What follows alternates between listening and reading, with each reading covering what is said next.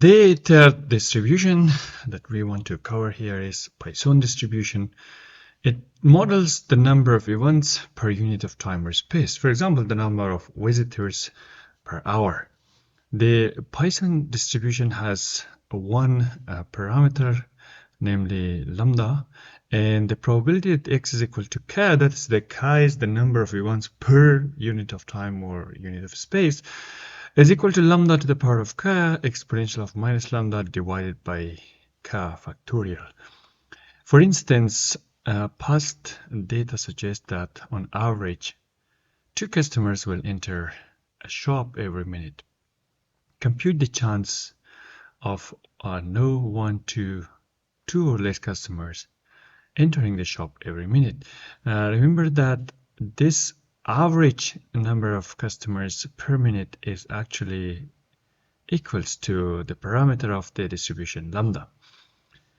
Then we apply our formula, probability that x is equal to 0 and no one enters in the next minute is lambda to the power of k, lambda to the power of 0 times exponential of minus lambda divided by k factorial. K here is 0 factorial. Obviously, we have the value of lambda as well. It's 2 to the power 0 times exponential of minus 2 divided by 0 factorial is 1. 2 to the power 0 is 1. 1 times exponential of minus 2 is 0.135. That is 1 times 0.135 divided by 1, which is together 0.135. That's 13.5%. That is, the probability that no one would enter the shop next minute is 13.5%. The same way you can calculate the probability that x is equal to, for instance, 1, and that would be lambda to the power of 1, lambda is 2, times exponential of minus lambda is minus 2 divided by 1 factorial.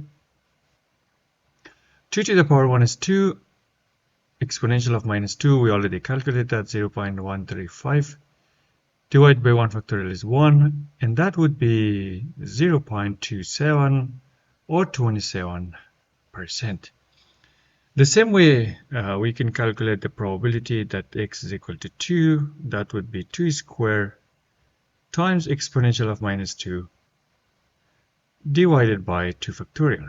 And furthermore, we can also calculate cumulative probabilities. For example, probability that x is less than or equal to 2, that is the chance that 2 or less than 2 persons enter the shop next minute is the probability that x is equal to 0 plus the probability that is equal to 1, the probability that x is equal to 2. We already calculated all these probabilities. We just enter the values here and we add them. This one, as well as the probability that x equals to 2, I leave you as homework. Your task, however, would be the following example. Past data suggests that student A experience on average M network failures per live session. Compute the probability of her experiencing 0, 1, 2, or 3 network failures. Here our lambda is M. Where we get this lambda, obviously we collect the number of networks failures per session for few times and then compute the average, and that would give us M. M you specify yourself.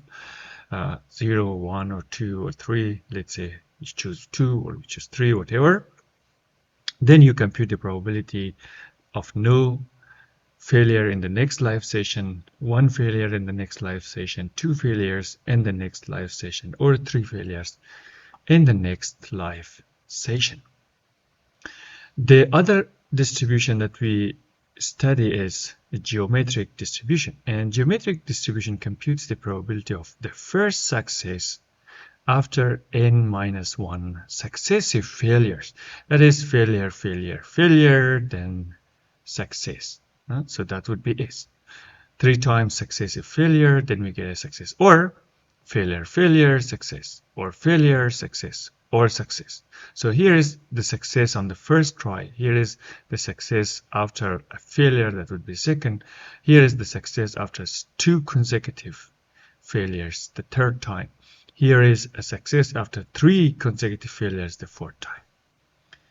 And the probability that we have a success, we'll get a success in cat after k minus 1, namely after k minus 1 failures, is p minus 1 to the power of times 1 minus p to the power of k minus 1.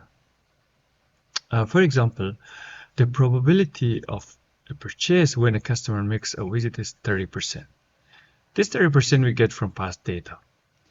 What is the chance that the first, second, third, or fourth customer makes a purchase? So we're observing the next customer coming in. What is the chance that he or she makes a purchase? The second one, the third one. If the first one doesn't make a purchase, what is the chance the second one makes a purchase? If the first two, they do not make a purchase, what is the chance that the third person would make a purchase, and so on and so forth. With the probability of success being 30%, let's start with the first one. So here is k is equal to 1. So therefore, the probability that x is equal to 1 is p times 1 minus p to the power of k minus 1 means 1 minus 1.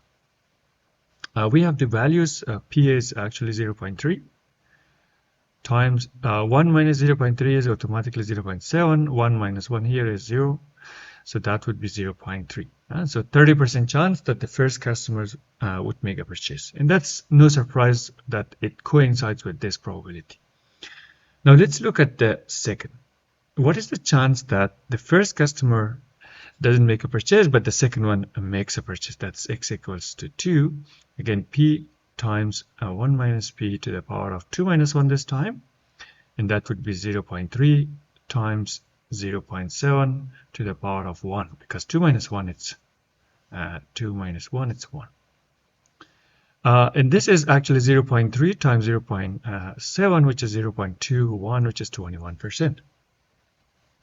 The same way we can calculate the probability of the third person makes a purchase, and that is the scenario where the first two persons, they actually do not make a purchase, but the third person does. The probability that x is equal to 3 is equal to p times 1 minus p to the power of 3 minus 1. That would be 0.3 times 0.7 to the power of 2. That would be 0.3 times 0.7 to the power of 2 is 0.49. And together, if you multiply 0.3 and 0.49, you get something like 0.147, which is of course 14.7%. And that's the chance that the first two customers, they do not make a purchase, but the third one actually does. At task 4 for you, the probability of facing a traffic camera is, let's say here I put it like m%. M is something which you have to specify yourself. What is the chance of facing it first, second, third time you take a car on this road? So your chance of getting this traffic camera, or getting caught by this traffic camera, is m%. So m you have to specify yourself, usually small probability of 5%, 3%, 2%.